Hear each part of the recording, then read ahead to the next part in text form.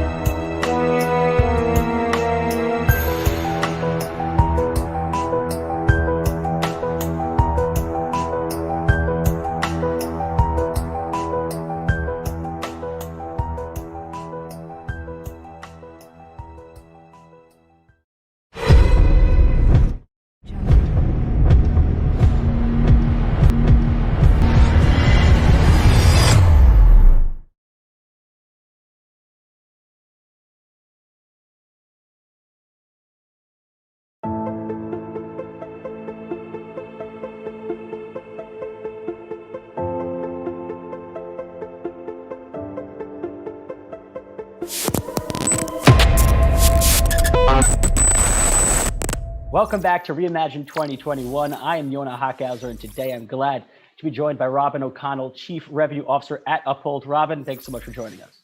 Thanks for having me, Yona. Well, first off, we want to give our audience a little background, kind of who you are and how you got into blockchain. Sure. My name is Robin O'Connell. I'm based in California, and I've been in fintech and payments for over 20 years. I joined Uphold about a little over 5 years ago. So I've been in the crypto blockchain mix for quite some time, and have seen Uphold, grow from what we were, back in 2015 to where we are now, and it's been an exciting ride. Mm-hmm. Well, 5 years in this space is like an eternity. I mean, the whole thing's only been around. I should have like a big long beard, right? Exactly. You clean shaven for us. I appreciate it. Thank you. Yeah. Looking dapper. So like you mentioned, you are a CRO at Uphold. What is Uphold? Sure.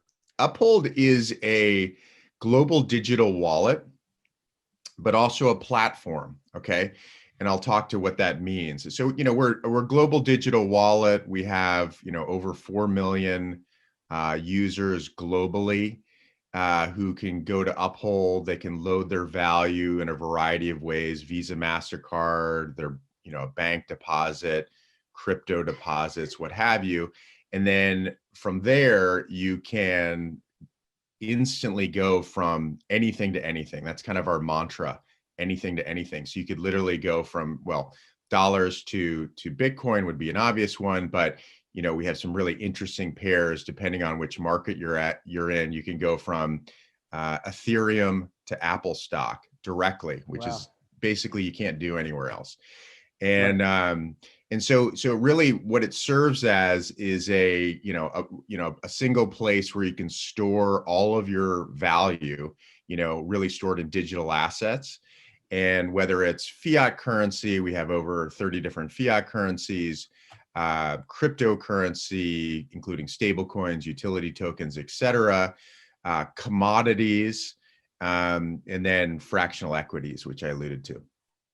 That's on the digital asset side, and then and then on the platform side, and really what kind of I mainly focus on is we built that entire platform that I described in such a way that other companies can effectively access those features and functionality and offer those features and functionality to their customers via a nice set of APIs. So that's, we have a variety of partnerships where, people are introduced to Uphold, through those partnerships. An example, big example in the crypto space is Brave, the Brave browser and the basic attention token. Well, so let's break those down into two things of the digital assets in the platform.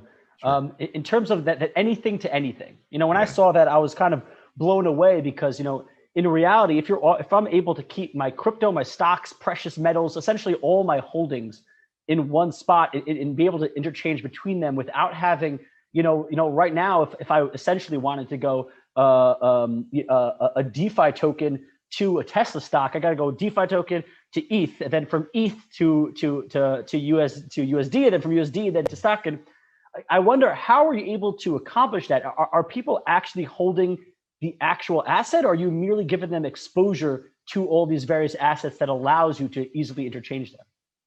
Great question. So we have this notion of tiers. So you can go, one thing that's really cool about Uphold is we have this transparency page, which I believe there's certainly no other financial institution has it, right? And I don't think any other crypto or fintech has it either, but you literally go to uphold.com/transparency. And at any given time, you can see exactly what we're holding, both for our users and then for ourselves. So, we're always over reserved. So that's a key piece of what we have. So if Bank of America were to do the same thing, you would see that, they owed their customers, $1 billion, yet they're only holding, let's say, $100 million. And you're like, well, wait, where's that gap going on? And that, that those sort of leverage issues led to, the collapse in 2008. But at any rate, to answer your question more specifically, so we have these different assets and we have these different asset tiers, and you can go to the transparency page. You can see that for cryptocurrency, we have what's called a tier 3 asset class and then a tier 4 asset class. A tier 3 asset class is literally, we've enabled the rails for Bitcoin or Ethereum, or, there's at least 10 of them, where actually more if you include all the stable coins and the ERC20 tokens and so forth. But you can actually move your coins on and move them off. Now, we're not a decentralized solution. So, it's centralized, and when it comes to us, it's within our custody. But effectively, it's the same thing, right? You have access to the actual coin, not just the notional value. Tier 4 is that what you're referring to, sort of that notional value. So you can buy certain notional value of certain cryptocurrencies, but you can't actually then like take those off of Uphold and like hold them in your ledger and things like that. And really the reason for that for us is more that we're just trying to keep up with all the different blockchain integrations, which is, I think people don't understand how much work it is to integrate and then maintain all of these different rails. And so it's not that we're trying to like keep, certain cryptocurrency hostage. And in fact, in 2021, we're going to be moving a lot of the tier 4 into tier 3 and focusing on, improving our crypto rails, because that's really, a key component to what we have. And it differentiates us, frankly, from a lot of these, followers like, cash, what's it called? Square Cash, or, all these other ones where it's like you own the value, but you can't, it's not like you can actually move it in or move it out. Yeah, I would say PayPal. I mean, Square and PayPal. But, PayPal. Yeah, of course. PayPal. I mean, they made big headlines, but essentially they're just giving exposure. You can't take out the coin. You can't put in the coin. You're essentially just getting the exposure. And then so that's tier 3 and tier 4 for the crypto. How about for the stocks and the precious metals? How does that fit into the tiers in terms of Yeah, so I'll start with the precious metals. So the precious metals, traditionally we had them as notional. So you could move in Bitcoin and you could buy gold, and then, but you couldn't then like transfer that gold off of Uphold. But now you can actually. So what we did was we're part of this Universal Protocol Alliance, and essentially it's like a foundry, and you could take, what we did is I think it's called UPXAU, and so you can actually hold a whatever amount of gold you want, and it's wrapped in Ethereum. And then you can actually move it off. It could trade somewhere else. You could move it and store it yourself. And it's backed by the Perth Mint, which is one of the largest gold. So it's you can redeem it is really the point. And I think that's where everything is going, right? Like that you can everything that can be digitized will be. And everything that is digitized will be easily, held, sent, converted. Basically, what we're doing, I think that's where everything is going, and just taking a little while to get there, because you got all these old financial systems that you really have to integrate with, and regulatory pieces that you got to work through, and so forth. And we've just been actively, working through and doing that and so forth. But that's the end game, right? The end game is I have, an easy access to anything that I own that can be digitized, and I can easily send it, convert it, withdraw it, whatever. Mm-hmm. And according to your website, you guys have 0% trading commissions, 0% fees on debit card deposits, and 0% bank and crypto withdrawal fees. Now, you are Chief Revenue Officer. How the hell do you make revenue? I don't understand. Where is any money coming into you guys? Are you really bad at your job? Really is that what's going on? Job. I was like, no. So it's true that we basically have taken a strategy. I mean, the debit card deposit is really just, it's a loss leader, right? Like there's clearly fees that we're paying to deposit somebody's, Visa, MasterCard, and so forth. So, but of course we need funds on the system to utilize the system. There's zero fees, but there is a spread, right? There's a spread that's calculated, and if you look at our spreads, they're maybe not as competitive as a pro exchange, but they're going to be as competitive or more competitive than a wallet. So we ourselves have to source, buy, sell, all the different cryptocurrencies. And so what we're doing is we're looking at the liquidity, and we're factoring a spread, and it's usually sub 1%, but that's really where we're making our money, to be clear. Mm-hmm. All right. Well, good. I was a little worried for you there. Once I saw all those zeros, I'm like, all right, I don't want this guy to lose his job. But well, thank you for worrying about it. Yeah, no problem. And that's on one end. That's kind of how a user, like we said, anything to anything. But you guys also have another feature that essentially allows for flexible payments, where you could enable an employer to pay their employee in any currency or any combination of currencies they want. For instance, so they could say, I want my payment in 70% USD and 10% Bitcoin, 20% Euro. Is this essentially using this same system of the employer is just putting in 100% whatever it is, USD or Bitcoin, whatever, and you're transferring it to the employee through your system, broken down by the percentage they want? Yeah, it's really, I mean, for the consumer, it's really about choice. I mean, I'm not sure what the payroll system is, where you live, but in the US, it's pretty rigid, and it's the same systems that it's always been. And it's not, it's not really employee centric. It's more employer focused. So really the idea there is that you could receive funds in kind of whatever the heck you want. And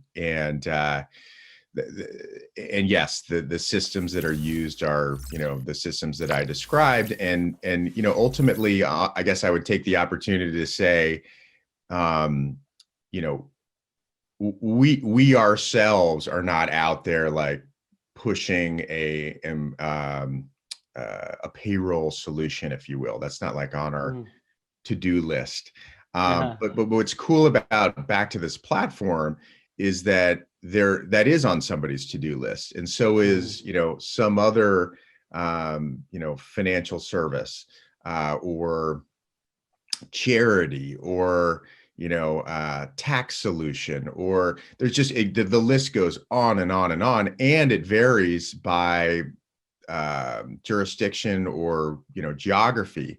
And so the idea with the platform is, look, we got this basic functionality, and while going from anything to anything is as basic as it can be, the underlying infrastructure to make that happen is anything but basic. Right. We have all the regulatory pieces. We have all of the, AML, KYC, all of that stuff. We have all of the, connections to various systems to make all of those anything to anything, super simple way to make it work. But the APIs allow other companies to, effectively deliver on their specific benefit. In the case you described, crypto payouts to employees, and we're happy to work with those types of companies. I mean, also when I hear anything to anything, that gives tremendous power to the user. But when I think of when it comes to the end of the year, or when it comes to April 15th, you have to report that on taxes. That has to be a tax reporting headache. I mean, how does one even report, the ETH to the Tesla? Do you report the taxable event as that one trade ETH to Tesla, or do you have to report it as each individual step that it went, converted in your system? I mean, I can't imagine it's already a tax headache dealing with crypto assets, Yeah, this is not a knock on your platform. This is a knock on the tax regulations. No, I know. The cool thing is, like, and look, I am an active, I'm buying, I'm selling. We even have a debit card, right? And the debit card allows you to effectively pay at the point of sale anywhere, MasterCard is accepted, which is basically everywhere. And you can choose to have it come out of, dollars. If I'm in Europe, I can pay out of euros. Or if I, so choose, I could pay in, BAT or XRP or Bitcoin. It doesn't matter. And so, I'll go, I'll be at the point of sale. And it's kind of fun. I'll say like, which one of my digital assets do I want to pay with today? Of course, the person on the other side has no idea, what I paid with. They think I'm just, anybody paying with anything. And, but then it'll convert into whatever the currency it needs to be for the merchant. And that is effectively a taxable event. Now, I tell that story to say that, my taxes, if I had to go in and like look at everything and do all that stuff, would be unmanageable. So the beauty is we've partnered with a bunch of different, tax providers. TaxBit is an example. Accounting is an example in Europe. Clever name. TaxBit is a great example in the US, but we have others. And essentially all you have to do, and again, the beauty of the APIs, is you go over to their site, you connect your Uphold account. There's even a discount because we've negotiated that for you. And then you click a button and then it sucks it all in, all the data, and does all of that, Wow.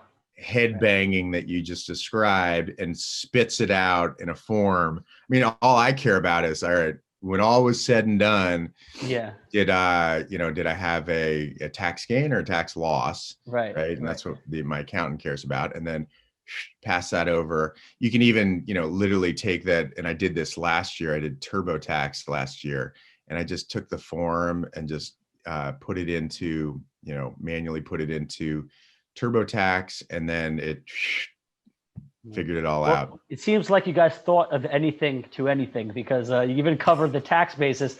Kudos to you there. I mean, well done. I wonder though, just curiosity, when you're actually making the payment, how do you choose, how does the card know which asset to charge? When you swipe your card, how does it know to charge your XRP or to charge your gold or whatever it may be? Oh, so we have it's in the app, right? So you literally, you have it set to a certain digital asset, and you literally could be in line and then, decide, I want to change it. And so from the app, you can change it. And then, even if you change it a few seconds before you actually swipe your card, it knows, and it'll pull from the correct digital asset. Very cool.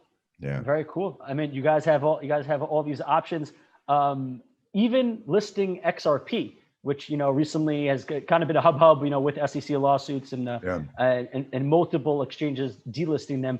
But you guys kept listing them. Why did you feel, why did you feel that there was no danger, let's say, in listing it?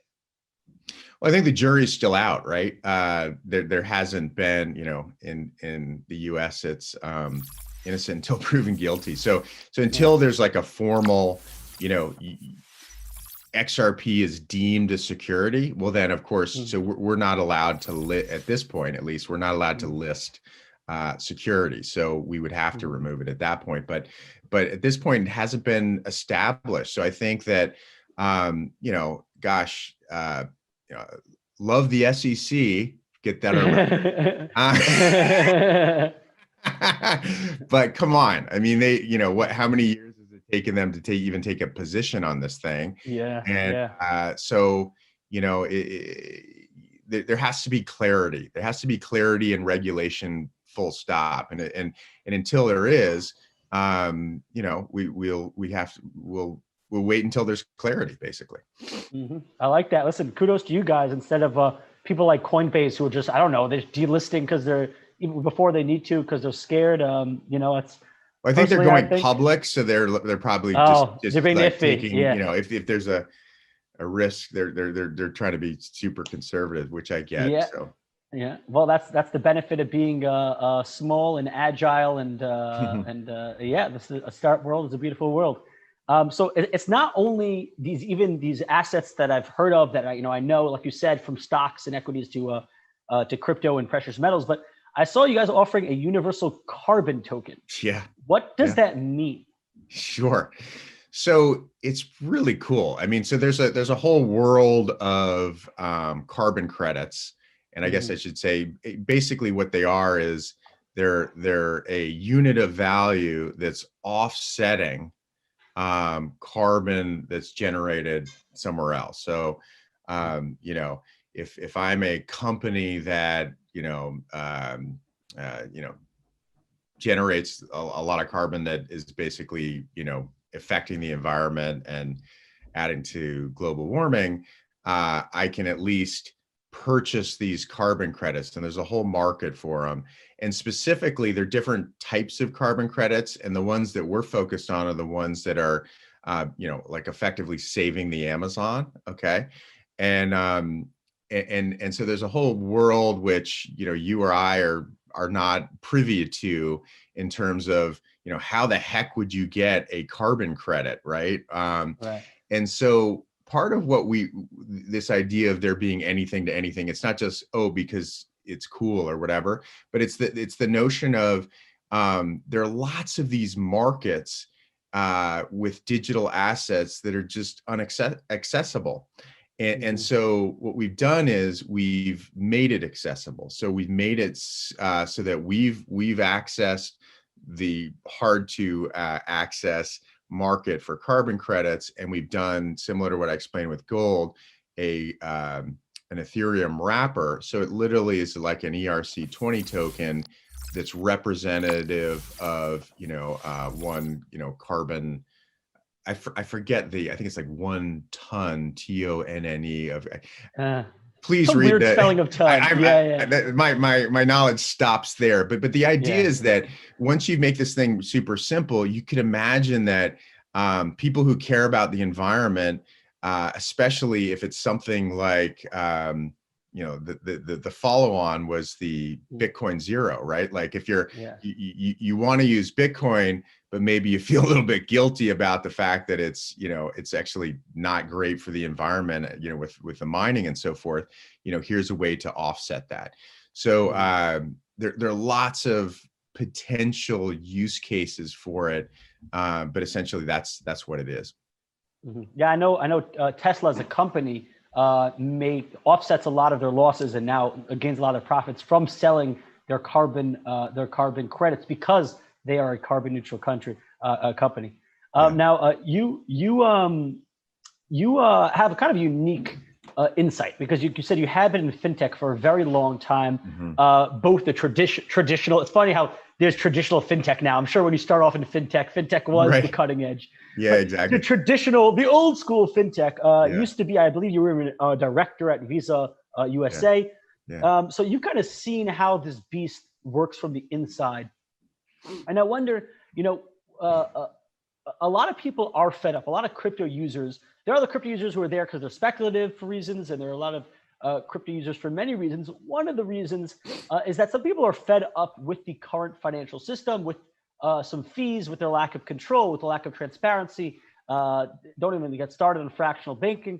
And so when it comes to purchases, Bitcoin, Ethereum, any of these crypto networks, they don't really care where you're located. When you're doing a transaction, it doesn't matter your geographic location.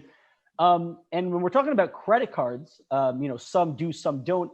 They have, international transaction fees. Especially once we start talking about remittances, crazy remittance fees, sending money cross borders is way over cost. So I wonder for the traditional players like Visa, MasterCard, does it actually cost them more money when you are doing an international transaction that they're charging the fee, or is this just a way of them, to increase revenue? No, there is. So the biggest issue on the international side is, and people should understand this, is the settlement part of it. So it's not like it's more expensive to do a transaction here or there. That's not really what's happening. It's that so when I send money to somebody, let's say in Mexico, there's the digital information that passes to say that Robin O'Connell is sending funds to this person.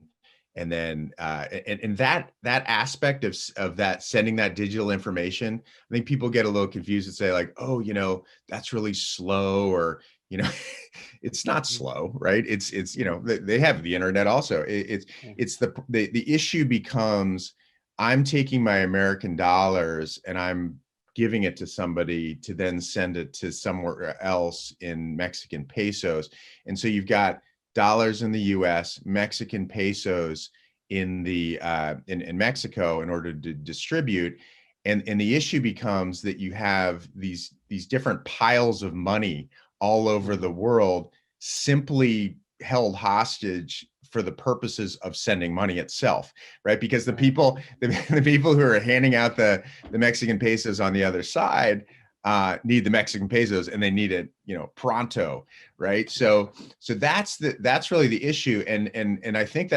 what's cool is that that's an issue that cryptocurrency solves, right? Because if you have something that can be transferred instantaneously, now there's no need to store, all of these different fiat currencies all over the place. Because you have something that, like what you said, that has value all over the world that's the same and can be instantly accessed and so forth. So I hope that makes sense. But really the problem that it solves is a basic one, which is, if I'm an international company, I have employees all over the world, I got to pay all these people. I literally have bank accounts with a bunch of individual stores of local fiat currency in all these different places. It's dead money. It's money that's just sitting there solely for the purpose of paying somebody, and that's the problem. And that's why it's expensive. Right. And if only they would use Uphold, and they could. There you go. Yeah, see, and you should be the chief revenue officer. Yeah, right. Well, listen, get Visa on the phone. Let's switch places. I want to be where you are. Yeah, let's. Oh, this is no man cave, but it'll pass. It makes do. So then I wonder, at this point, when we're talking about, if we're looking at the crypto, the crypto market overall, there's a lot of different products. Not even looking at DeFi. Let's put DeFi to the side for a second, because that is a very brand new market that carries with it a lot of risks, just because they're still figuring everything out. But when we're looking at over at crypto and what crypto right now offers the world in a semi-mature way, so far what we've seen is mostly speculation or hedging against local currency value. So if you're in Venezuela and your local currency is worthless or hyperinflated, Bitcoin, is a great hedge against that, is a great way of stopping against that inflation. But I wonder, remittances, kind of what we just spoke right now, this seems like a use case that is clear, that is beneficial, and that the technology is already there to make it work. When are we going to see the big players, like Visa and MasterCard and Western Union and MoneyGram, when are we going to see them actually start utilizing this technology, because it even helps their bottom line? Yeah, I mean, it'll happen. It's just hard to change. You asked, I think you posed the previous question with, I came from traditional fintech and worked at Visa and so forth. You'd be amazed, though, when they say that companies that are the leaders, have a hard time seeing change in what's coming. It's so true. I mean, I was literally in a meeting at Visa when PayPal was emerging, and a superior to me said something like, yeah, these guys do as much volume as we do a day in Kroger, which is a grocery store in the US, sort of dismissing them, right? And of course, they're a monster now. So it just takes time. It's easier for a big company to just do the same thing over and over again, honestly, and not make some sort of radical change. So it's really going to be, you may even see that, those companies get totally,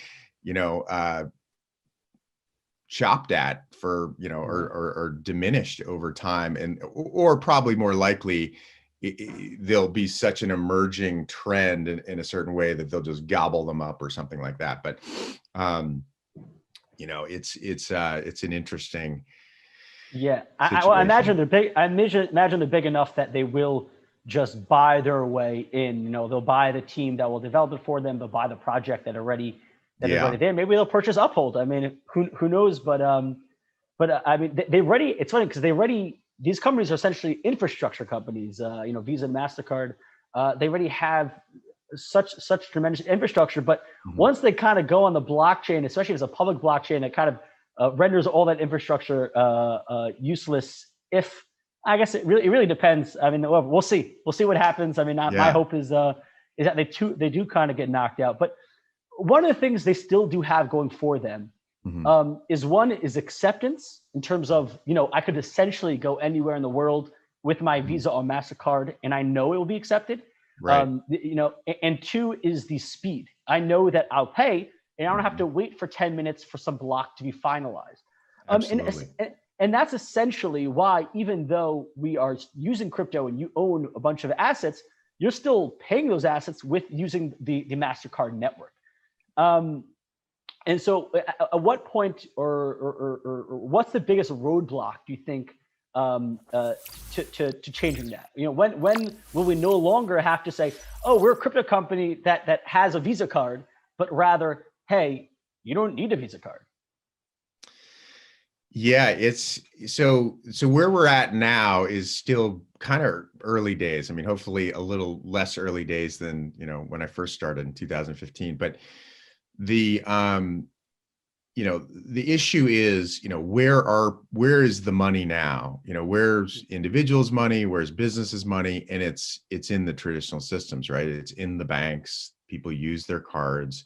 So, one of the things that, we do, or that we recognize early, is that we couldn't just be a sole crypto company. We had to, get properly regulated as a fintech. We had to, work with banks, work with Visa, MasterCard, in order to get the money in the first place from, easily for somebody to put the money into, kind of this new experience with money where you can go from anything to anything. So those connections are critical, and they're not going to go away, really anytime soon. And then the other piece is, why don't we just pay with Bitcoin or this or that, directly? There's a huge benefit to the merchant, it's themselves, to just receive crypto versus having to pay the fees for Visa, MasterCard. But again, it's a chicken and egg. But they're not willing to necessarily do that. Some of them are, but it's not like a huge piece of their business. Most people are still paying the traditional way. So it's going to be a long process of, once the tipping point will be once there's enough activity to basically say, gosh, I'm a merchant, and if I offered, crypto as an acceptance method, I would increase my sales. Like, that's what they care about too. What's their bottom line? And we're not there yet. But it's moving in that direction, which is good. Well, you did mention that it is cheaper for the merchants to accept that Bitcoin or crypto directly because they don't have to pay Visa or MasterCard. What kind of fees does a merchant pay on a transaction that's on one of these Visa or MasterCard networks? Somewhere, it depends on the area, but and it depends on what type of card it is. If it's a credit card, it's more. If it's a business card, a corporate card, it's even more. I mean, so it can be as much as 3% of the transaction to, whatever, 50 basis points or something for a debit card. So merchants forever, even, back in 2000, are, griping and don't like the generally Visa, MasterCard, because it's one of the biggest costs of running their business, but it's a necessary cost because that's how people can pay. Well, one big thing, I want to say unfortunately, or maybe fortunately, I don't know how to look at it, but like you mentioned, the thing that is holding us back is just once everyone starts holding it, once everyone has the crypto, if people actually have assets in crypto, then obviously there's more people who are willing to pay in crypto, more merchants who are willing to accept in it. And so that's always something we're talking about, mass adoption. When's mass adoption? Yeah. And it seems to be the biggest push in the space in terms of adoption. It doesn't seem to be when the technology advances, but more when the price skyrockets like it is now. When during these bull runs, when everyone's like, "Oh, my neighbor made 50% in a day. I'm going to buy what he bought." And so that's what we're seeing now in terms of this bull run. And a lot of people are attributing this latest bull run to a number of factors. PayPal allowing Bitcoin and crypto exposure, not really holding it, but exposure. A couple of publicly traded companies like MicroStrategy with Michael Saylor publicly putting their money in. In terms of these type of things, of when you see someone like PayPal giving crypto exposure, do you view them as a competitor to your business? Is it like, oh no, here's another kind of easy, I wouldn't say on ramp, off ramp, because if Bitcoin is tier 3 on your platform, people are able to take it off. But the same way you mentioned that when you were at Visa and PayPal came on the scene, do you guys now, in this opposite direction, do you guys look at PayPal coming in and bigger companies coming in with thinking, oh no, now the big boys are here, they're going to take over? Not really, because not that we're, they're not a threat or what have you, but more from the standpoint of what's the expression, high tide raises all boats. I mean, really, that is the situation. And I think, PayPal coming into the market is just another look. Everything's moving in really the right direction and where we see the market going. And so as more and more, and they'll more and more traditional brokerages and banks and so forth, they'll start to adopt this stuff. And yes, they could be a potential competitor, but the bigger story, I think, is that it's really proving out that this new world of, digital assets, which is basically our whole thesis from the beginning. And so, we have some advantages over these other companies that even are more established and so forth, because we've been doing it for so long. I'd say that. And then the other thing I'd say, which is interesting, which you've kind of touched upon, you haven't asked it directly, but for sure, there is a lot of emphasis on the investing aspect of crypto, and especially now we're in the bull run. But what I focus on and what I'm interested in, and what I think ultimately is going to drive the market forward, are these use cases that use blockchain and crypto in a way that is better than the traditional financial system, and pushing those things forward, and using and naturally buying and selling these assets, not as a function of thinking whether they're going to go up or down, but as a function of payments or using the system. And a good example of that would be Brave, right? So Brave is a great way to, they have an ecosystem where they you download the browser, it gives you a better internet experience. It's blocks, malicious ad networks going on in the background and so forth. And then you can opt in to view customize ads and actually earn money or earn basic attention token. And so you have a system where there's buying and selling of the basic attention token just out of the natural payment flows in that little ecosystem. That's one example. Another example, and I'm going to tout it because it just launched yesterday, is ImView. ImView is a large social gaming company with I think 6 million monthly active users, and it's essentially you have an avatar and you're living in this world that has a natural economy going on within the world. There's people in the hosting parties, selling goods and services, etc. And the way that it worked before is you buy these in-game tokens and then they kind of get traded within the ecosystem.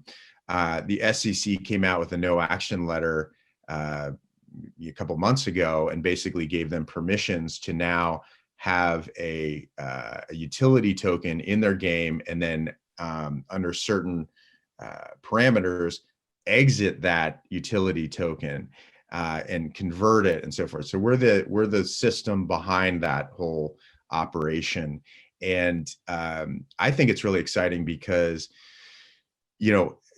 gaming is huge, obviously, and that would be a nice catapult for crypto and blockchain in general if more gaming companies followed and said, well, gosh, if I could take my in-game token and I could actually make it fungible and have more value, then more people are going to come into my game. There's going to be more activity within my game, et cetera, et cetera.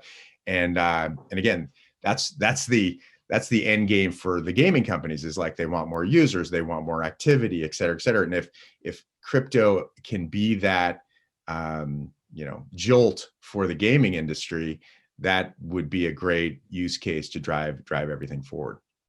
Mm-hmm. I mean, connecting these different marketplaces has tremendous potential. I mean, right now, very popular with the darn kids these days is kind of freemium games like Fortnite and these other games where you don't pay for the game, you pay for a lot of items within the game. Yeah, exactly.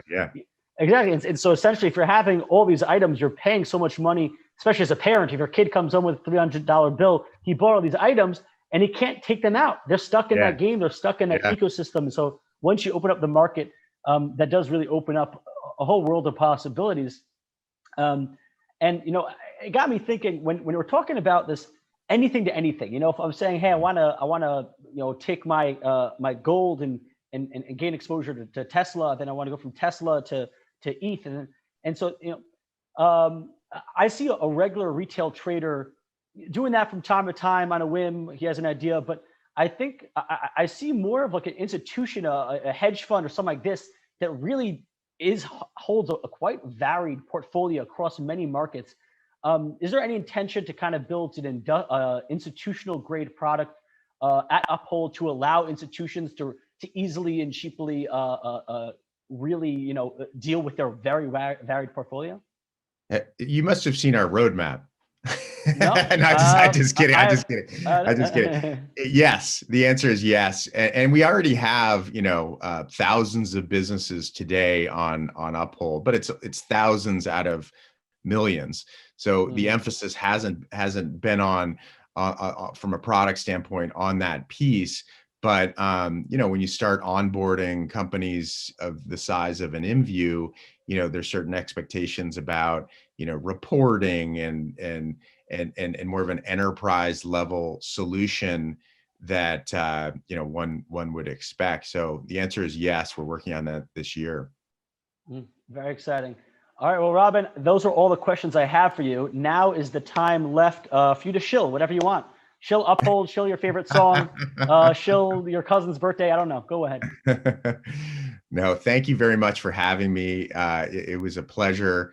I tell people to go, check it out. We have a mobile app. You can go to the website, uphold.com. I'd also say, if you go to the website without even having to sign up, there's a little widget there where you can start to play with it, right? You can say, oh, okay, what if I went from here to here? What would that look like? What if I went from here to here?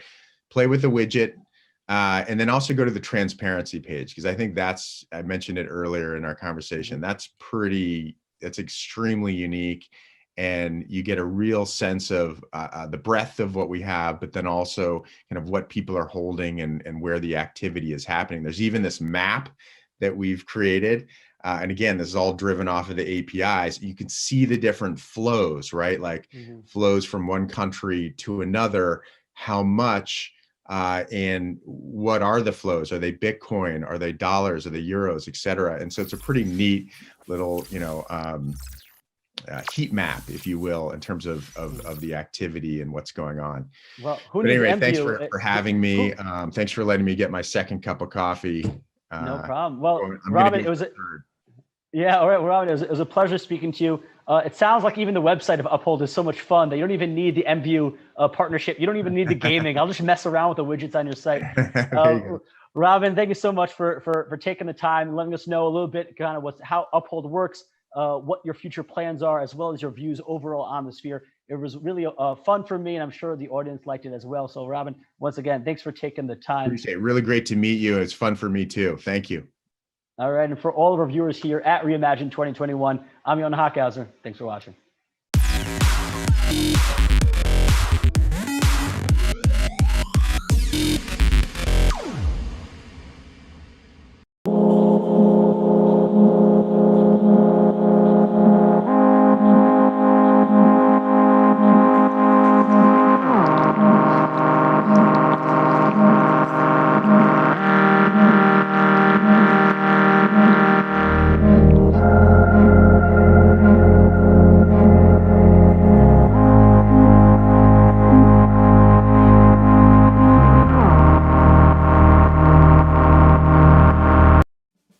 Hey there!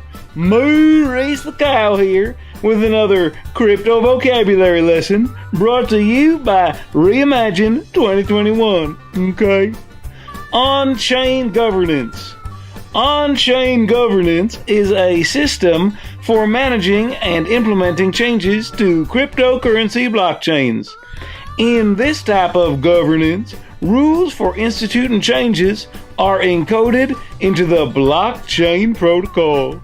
Developers propose changes through code updates, and each node votes on whether to accept or reject the proposed change. The beauty of on-chain governance is that amendments can be made to a protocol without a hard fork, keeping a single blockchain intact for all of its history. And that is totally off the chain.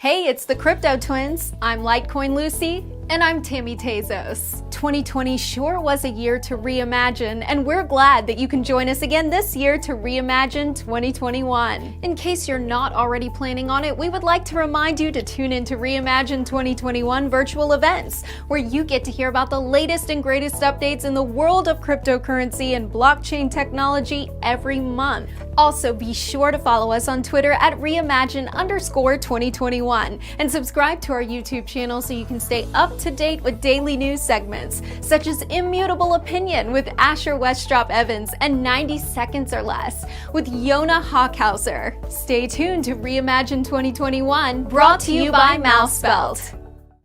Our past inspires the decisions we make today to reshape our future tomorrow.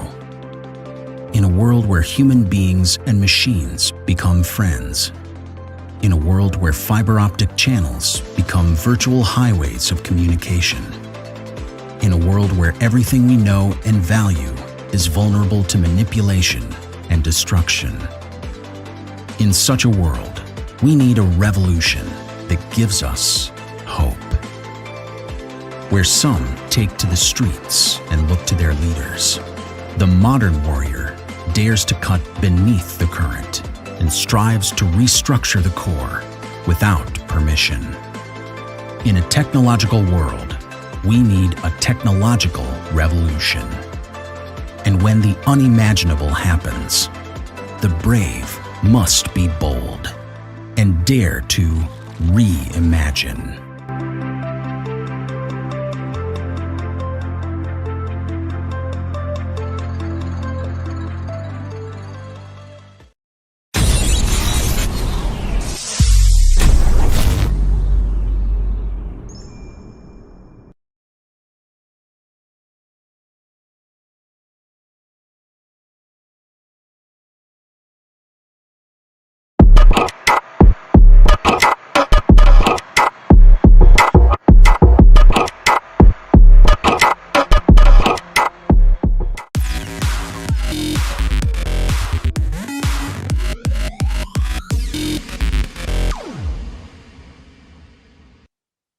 Welcome back to Reimagine 2021. I'm Yona Hawkhauser, and today I'm glad to be joined by Misha Lederman, Director of Communications at Clever.io. Misha, thanks so much for joining us. Thank you, Yona, for inviting me. I'm really happy to be here. Well, I'm happy to speak to you. You seem like a really awesome dude. But you want to give our audience a little background, kind of who you are and how you got into blockchain? For sure, for sure. I've been working in the field of communications for over a decade, been in blockchain and crypto since 2016. I joined the Clever team in 2019 and been building and growing the Clever ecosystem ever since. Very cool. All right, so let's hop right into it. What is Clever? Clever is truly all you need in crypto at this point, and just adding upon adding new features. Clever is an app for iOS and Android that is a self-custody wallet. It's one of the fastest growing self-custody wallets on the market. Currently supports 10 blockchains: Bitcoin, Ethereum, Tron, Litecoin, Digibyte, Doge, Dash, Binance Chain, XRP, and Bitcoin Cash. So essentially Impressive. all the major Did you memorize all that? I live, breathe, and sleep Clever, so it's kind of in my system. Bravo. And of course these chains have been added due to popular demand, not just from our users but also from usage. The more usage and users on a blockchain, the more likelihood that we will add it. Clever allows non-custodial nature of blockchain, meaning that the user downloads the app and gets the keys. We do not hold any keys. No one else can access the keys besides the specific device of the user. The Clever app is very versatile. You can hold, send, receive, charge, of course, just regularly, but you can also stake both KLV and Tron. You can access Ethereum dApps like Uniswap and SushiSwap and any other fruit swaps that are out there. directly in the built-in browser, as well as Tron dApps. So tens of thousands of dApps are directly available to our users. We've just launched a partnership with another Israeli prominent firm. Everybody knows them, of course, in the crypto industry. It's Simplex, where we've built together over 3-4 months a joint product to buy crypto inside of Clever in a very, I would say, painless way. It used to be very painful to buy crypto, as you might have experienced, and many of us have experienced over the years. But what we do together in Clever with Simplex is just a very, very easy, simple, elegant, and enjoyable user experience to buy crypto and get it in 10-15 minutes directly into your wallet. And it really is an ecosystem that's growing. The app is just the fundamental basics of what we're going in 2021, which of course I will go into later on. So, all right. So before we actually dive into the ecosystem and even the app itself, let's talk more high level about self-custody. Because essentially in the crypto world, you kind of have two basic options, which is you either hold your keys yourself or you entrust a third party to hold your keys for you, which is essentially you're trusting them with all the access. They hold not your keys, not your crypto. I'm a big proponent of that. So how does self-custody work? In my mind, true self-custody, I write down my key on a piece of paper or on a hardware wallet, and that's it. I got it. How does it work? What is Clever giving to me that enables them to both, I have my key, I'm the custody, so then what are they giving me? Just an easy UI UX to interact with my wallet? Yes, it's a local storage on your device, meaning that the only way to access your funds is to go through your phone and your biometrics and your PIN code. So there's several physical security layers to get through on your device. But the entire app is built on a brand new operating system that we call Clever OS that has several added layers of security, which means that a signature is signed on several layers on the operational side. But what the self-custody actually means is that even if someone takes your phone, even if you lose your phone and someone accesses your Google account or your Apple account, they cannot access your funds unless they know your password, have your face as biometrics, fingerprint, whatever you're using, which is quite unique and comforting because the local storage means that no one else can access it, including Clever's own developers. So it's a very central core principle of what we're doing, which is to empower our users to reclaim their financial freedom.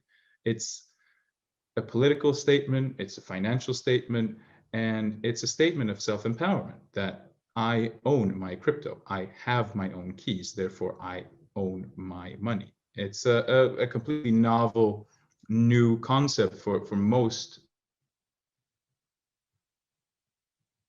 1% sitting on crypto Twitter and throughout the blockchain industry, but we're growing, and it's fascinating to see, and it's amazing to see the growth of not just our app but the industry itself. Bitcoin hitting 42K, Ethereum hitting new all-time highs, and the entire industry just moving forward with voices that are much more secure and confident, like Michael Saylor's and others that come in with a more philosophical basis of reserve currency and hedge against inflation with Bitcoin. So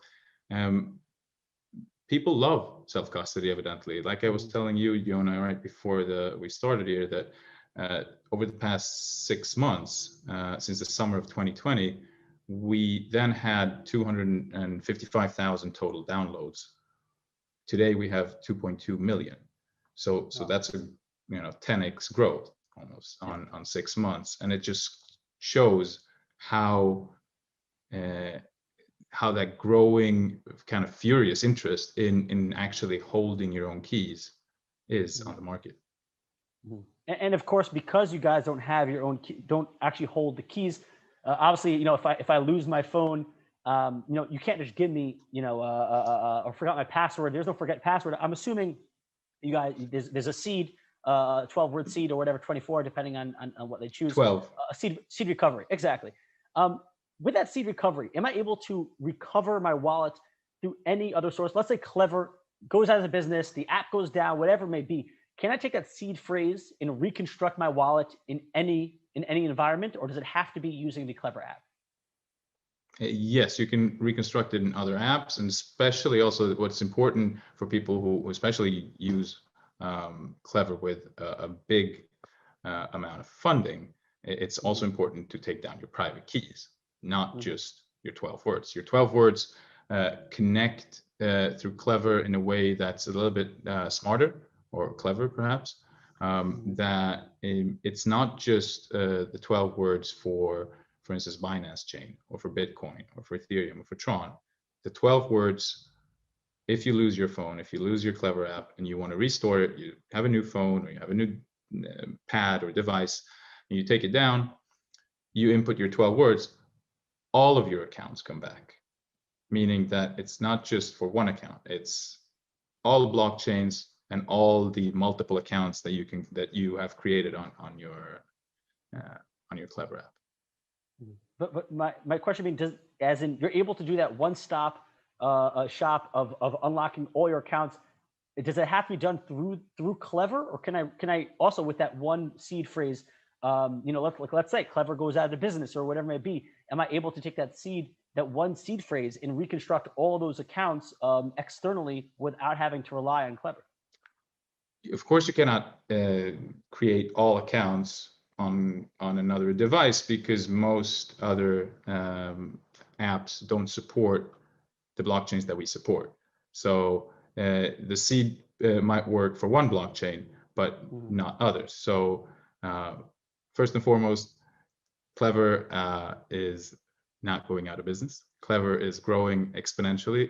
We've added so many developers this year that we are now over 50 developers inside the Clever team. Not just one of the fastest growing user bases, but also aggressively growing developers team. So we're not going anywhere. And the self-custody on Clever is more, I feel, more secure than I ever have with any hardware wallet or any hot wallet or cold wallet I've used in the past. And by the way, I'm not picking on you. I'm only bringing up issues or questions or worries that potential users might want to think about or be worried about, and give you the chance to address them, because I know a lot of people, who wanted to empower themselves, who want to hold their own keys. They kind of been burdened in the past. Looking at Ledger being one example. Ledger is obviously one of the biggest when it comes to cold storage wallets, and yes, while they didn't leak the keys and seeds, they leaked major public data, customer data, like home addresses, phone numbers, and things of that nature. So, which in itself is it might even be worse than the data itself, because especially people on Ledger are usually people who hold quite a significant amount of crypto. That's why you hold you want a cold wallet. But this breach on Ledger, giving out not just addresses, names, phone numbers, it's really severe, and it's really damaged the industry quite significantly for cold storage, because it kind of takes away the purpose, right, of anonymity and privacy. So yeah, I know too many people who've contacted me about getting threats via all channels, not just email, but via phone, SMS, and it's quite scary, to be honest. And then the question is, does Clever require either customer data? Does it require any KYC? Does it require me to give personal information? And secondly, how do you guys store or keep safe that information? No KYC at all. Yes. So we do not store your personal data, because we do not have your personal data. We do not hold your email. We do not hold your social security, your phone number, nothing of the likes. It's part of our philosophy to empower people privately, and making people be kind of rulers of their own future, and holding the keys to their own future by not giving up too much of their personal information. So you download the Clever app on iOS or Android. You open the app, you take down your 12 words, you write them down on a paper. Hopefully you store it out safely somewhere for forever. And once you enter them, you can start the life of the Clever app without putting in any personal information. Very important. That's what I like to hear. I love it, man. And I appreciate you guys offering that, because the only thing safer than deleting customer data is not asking for that data in the first place. So kudos to you. That's a big one. Now, one of the things, let's say one of the reasons, or one of the reasons why someone would historically not keep their own keys, or whether it be in a cold storage wallet or stuff like that, but rather give it to an exchange or third party, is because of the features. Like, for instance, if you keep your money in Binance, not only is it holding your funds for you, but it enables you to kind of trade many pairs, swap, stake, all these features. And historically, self-custody wallets or cold storage wallets, definitely not cold storage wallets, but self-custody wallets also have been lagging behind the mainstream exchanges when it comes to that. What kind of features does Clever have that enables users not just to hold their funds, but actually utilize the funds? Great question. And it's really one of our main purposes. It's important that Clever users worldwide do not feel like their funds are stuck simply because they're using a self-custody wallet. The opposite is true. We have our own native in-house built swap engine with over 300 trading pairs, including Bitcoin, Ethereum, Tron, multiple tokens on both Ethereum, multiple tokens on both Tron, Binance, including Binance chain token Travala, our partner in the travel industry, Litecoin, Digibyte, Doge. All of these have swap pairs with one another. It's a one-click wonder. It's super convenient, saves time. Currently, we also have 50% lower fees. It's just much easier than going and sending it to Binance, waiting for the money, waiting for a good opportunity, put in an order book. That's not who the majority of people who are going to enter the space or currently are in the space actually want. They want that one-click wonder, and that's what we're providing them with Clever Swap. Additionally, KLV staking. KLV is our native token, runs currently on as a TRC20 token, but this year we'll be migrating to the Clever blockchain. KLV is currently staked. 51% of all KLV are staked seamlessly inside the app by thousands of users worldwide. There's different staking percentages depending on when you enter. Currently, it's at 10%. It's a deflationary model, so each year it goes down 2%. So next year is 8%, the year after 6%, 4%, and 2% indefinitely from 2%. Users, literally, it's the simplest thing in the world. Once again, simplicity is key to everything we do. User experience needs to be simple, enjoyable, elegant, and useful. So anyone can stake KLV directly inside of Clever. All you do is you freeze it, you stake it, and then you can claim hourly rewards, daily rewards, weekly rewards, whenever you want, and use that KLV to whatever you want and have a passive income. So there's a lot of things you can do inside of Clever. Although it's a non-custodial wallet, it's really not a regular non-custodial self-custody wallet. So a lot of users, of course, use the app because of the browser, because most software apps and crypto don't have a browser anymore, or don't have a good one. or fast one or reliable one. So that's why we currently support all Tron dApps, so people can grow their funds there, all Ethereum dApps, people can grow their funds there, and within the next roughly 30 days, we will also be adding Binance Smart Chain. Very cool. Now, those are two things I want to unpack there, KLV and the browser. I'll start off with KLV. What does the KLV do besides being staked? I mean, what is it exactly staking? Usually staking is is an economic incentive model for validators and nominators. What are we staking, and what does KLV do?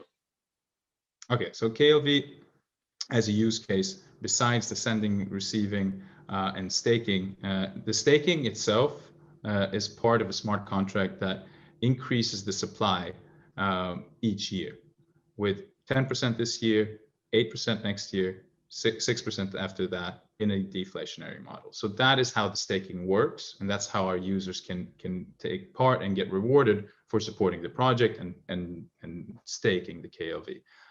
Beyond that, the Clever Swap, a central driving factor, the power that fuels Clever Swap is KLV. So all swap pairs are paired with KLV. All swap pairs can be paid, the swap fees can be paid either with a reduced fee in KLV, or you can hold a bunch of KLV and have a VIP tier on how low your fees can get. Low as 0.15% actually, just by holding a lot of KLV in your wallet. You can also participate in future staking of the blockchain itself. We just put out our white paper a few weeks ago on clever.finance. You can find that. It's the Clever blockchain white paper, where KLV, it's many blockchain protocols, blockchain foundations have, in my opinion, done a very great mistake when, instead of using one and the same token for many platforms, many products, many services, they've done the opposite. Create a product and create a token for that. Create another service and create a token for that. We do it completely opposite. Every product and every platform that we have fielded and we're going to field, Clever is the main utility token. So KLV runs through the entire ecosystem, currently inside the app, inside the swap engine, inside the staking mechanism, from testnet in Q2 on blockchain. This Q1, Clever Exchange for mobile, centralized exchange. We need to diversify, of course. So a decentralized wallet, building a centralized exchange in order to provide more for our users. KLV will also be a central point in a really fascinating new product we're building now also in Q1 for mobile. It's Clever Browser. So essentially taking the built-in browser and making it a native app for anyone and all to use, with the desktop coming in Q3. Well, so KLV seems to be a similar kind of a business model or economic model as Binance's BNB. Which brings its value from the actual use of the actual platform, or in your case, the wallet, the app. Do you think it's fair to say? I mean, you guys let me, Yona. Sorry, let me just interrupt. Yeah. BNB is a very good. Sorry for interrupting. I just wanted to add something. BNB has done a really cool thing about burning, right? And it's really exciting about, they burn a certain percentage each period. We burn 10% of all swap fees every 6 hours. Mm-hmm. Wow. So in our main Telegram group, now 43,000 members, every 6 hours comes up this much KLV has been burned from swap fees, and that's something we do continuously each day. Just wanted to mention that it's another comparison with BNB. Gotcha. Well, so then would you think it's fair? I mean, you guys are offering the ability to both hold funds along with a bunch of features built on in terms of swapping, staking, and all these things. Would you say it's fair to call you guys Binance with self-custody? As in, you guys have all the functionality, ease of use, and user experience of Binance, which is great, without actually having to trust Binance holding your keys. Yona, I've never heard the expression before, but you coined it. Binance for self-custody. It's pretty clever. I don't think we need to compare ourselves to anyone. I think Binance is doing a fantastic job on so many levels in furthering crypto adoption throughout the world. There's a reason they have sometimes 70% of all trading volume, but we're not comparing ourselves or going after someone simply because what they've made before. We're trying to learn from others' mistakes, other success. And we're challenging ourselves on a daily basis to just create better products and more enjoyable, useful user experiences for our users. But now that we're fielding the exchange in Q1, like I said, first for the browser and the desktop for Clever Exchange will follow in Q3. There will be an added layer of kind of versatile functioning inside of the Clever ecosystem. So anyone who doesn't want to trust Clever with custody on a centralized exchange can continue to use the Clever app, own your own keys, hold your own funds, and use the swap mechanism essentially inside Clever. But it's going to be fascinating to see. Because we everything we put into our new products, including the exchange, we take by constantly just listening to our users. What do they want? What do they need? What is good for them? What does not work? It is a challenging task because we currently have downloads in over 200 countries, with the I think the 4 largest countries right now is US, Nigeria, India, and Philippines. So you can just imagine the diverse user base population, almost in terms of geolocation. So the app is available in 24 languages. You can, instead of having in US dollars showing all your values and amounts, you can choose 164 different currencies. So for instance, I don't have dollars. I use the Israeli shekel, which is pretty nice too. And anyone in Philippines can use their own native currency. But we're building things from constant feedback from our users, and not just what they want and request, but also what we see is needed in terms of market gap. And that is a great philosophy to build on, and a great way to build a business similar to what Amazon did, kind of customer first, and kind of really listen to what people want and what people want to use.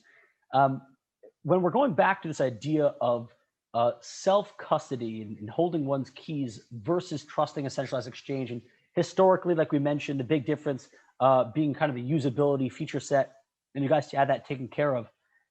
Another big difference would be cost. For most centralized exchanges, it's free to deposit onto crypto onto their system and their platform because obviously they want it there. But then where they get you, kind of, let's say, is when you actually want to withdraw your funds out of their platform. That's when you get hit with the big fee. If I am keeping my funds in the Clever app with my Clever wallet, which is self-custody, I can essentially move my funds for free. If I want to withdraw from my Clever wallet to my Ledger wallet, that is free. There are 0 fees taking place there.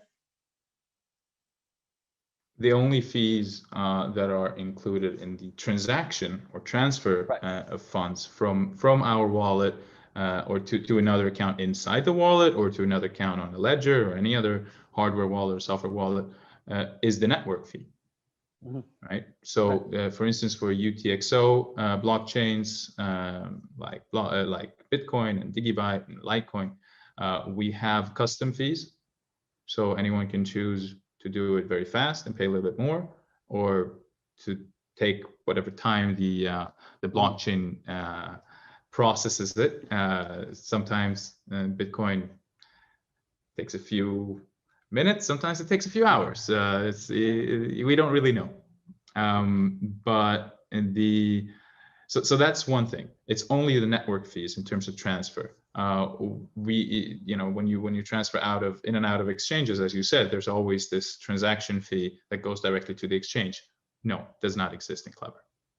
Mm-hmm. That's also another positive for someone who wants to get the feature set of a centralized exchange with having their own keys. That's just another pro. You're slowly converting me into a believer. Now you mentioned that. Listen, I'm not trying to sell you anything. I'm just telling you that there's really nothing out there on the market that is as enjoyable as the Clever app in terms of crypto usage. And if you get in now, along with the 2.2 million users that are already downloaded the app, you will be part of the evolution of the ecosystem and the formation of the ecosystem. We're going to field a really exciting new initiative shortly, which relates very much to news, education, community, gamification inside the app, where the community members and other influencers will be able to contribute their content, their articles, their videos, and get paid in KLV, of course, get rewarded for different daily tasks. And it's going to be a very exciting way to see how a global community shares knowledge with each other. Mm-hmm. It's very cool. Wikipedia, but actually getting paid for it. Very cool. You can also use that one. Now, you mentioned that you guys are also launching your own blockchain. What exactly would be the added value there for the user of the Clever blockchain? What is unique or special about the Clever blockchain? And especially important today, will it be kind of EVM compatible? Will it play nice with all the DeFi toys that are available out there in the space? Great question. A different kind of answer. After the interview, if you have time, once again, clever.finance, you can read the entire white paper, but I'll give you the gusp of it. Essentially, what we're doing,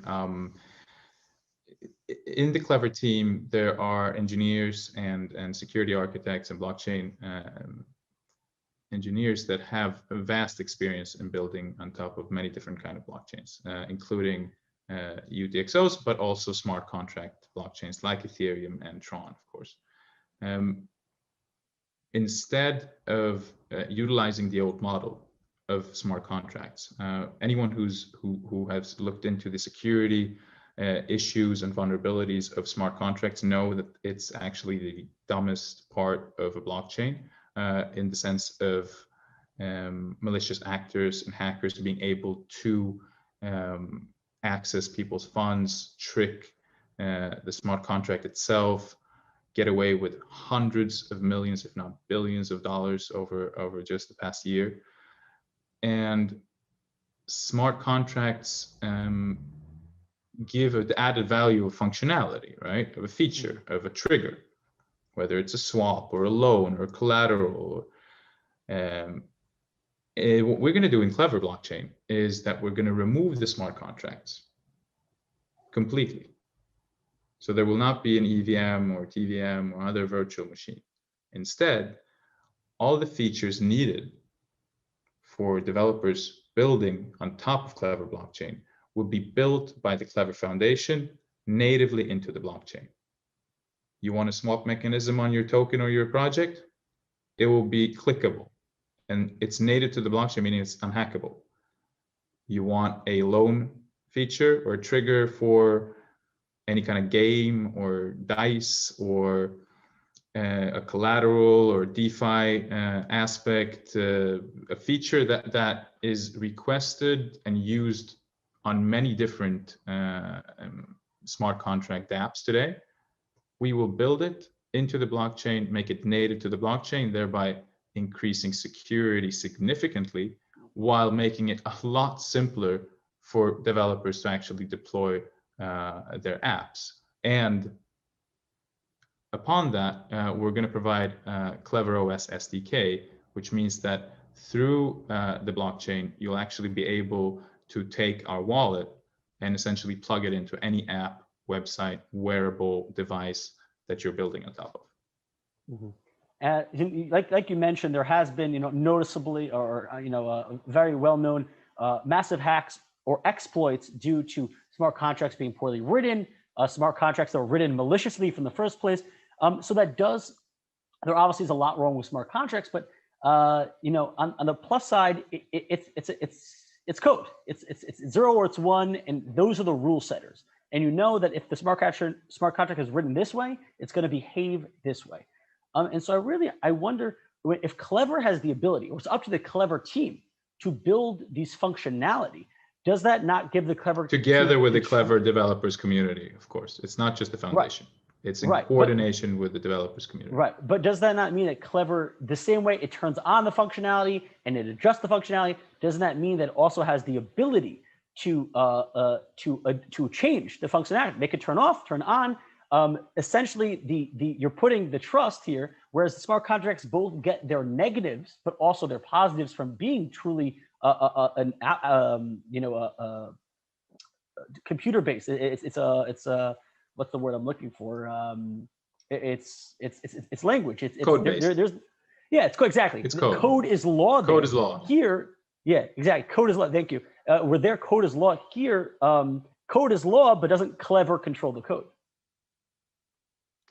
No, in this sense, the functionalities and the features, once built and someone utilizes it, it's permanent, because we can't change a feature that someone is already using, right? So native to the blockchain means that it's there and it's not changeable. It's not something that we can go in and suddenly tweak or change. It's part of the blockchain. If we need to add a new feature or an added feature or something similar but with a tweak, we'll have to build a new one. So a lot of thought has been gone into it, many years of research and development over, I think, I was just given an estimate, an accumulated 100,000 hours of research and development has gone in by the Clever team over the past 6-7 years into optimizing not just the Clever OS and Clever app and the SDK being built, but the blockchain itself.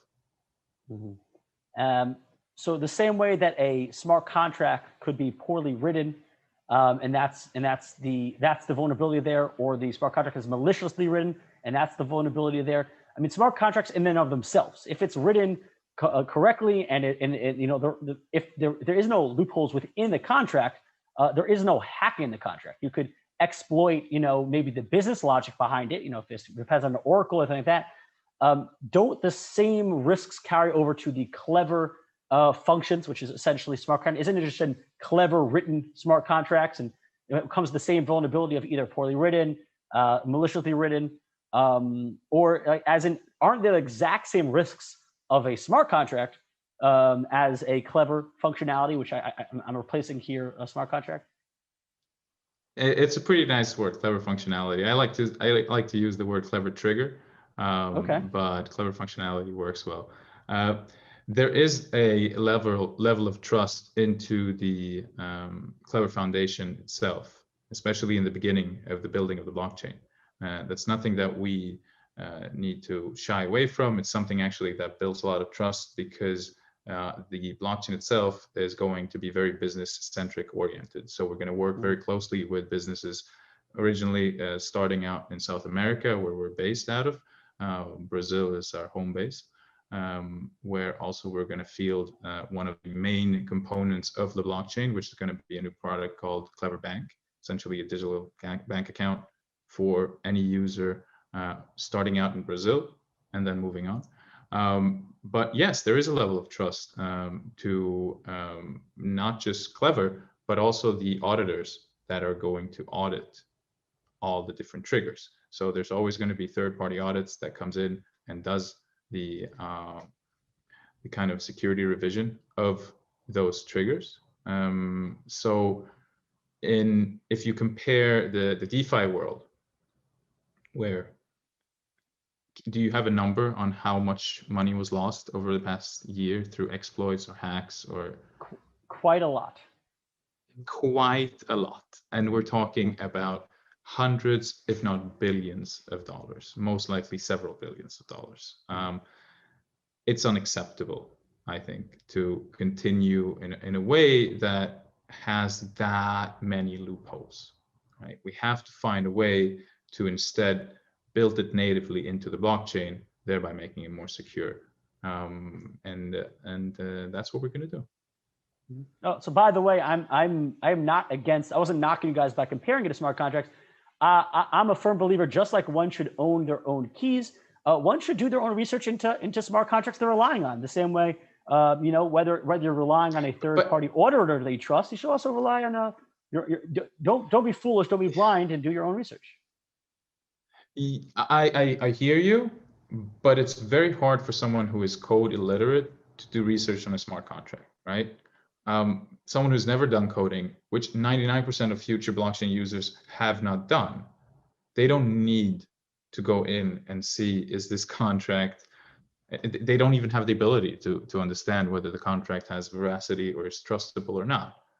So we're making it simpler. We're making it a lot more accessible, cheaper to deploy, simpler to build, and more accessible to all, whether you have any experience in blockchain building or blockchain developing or not.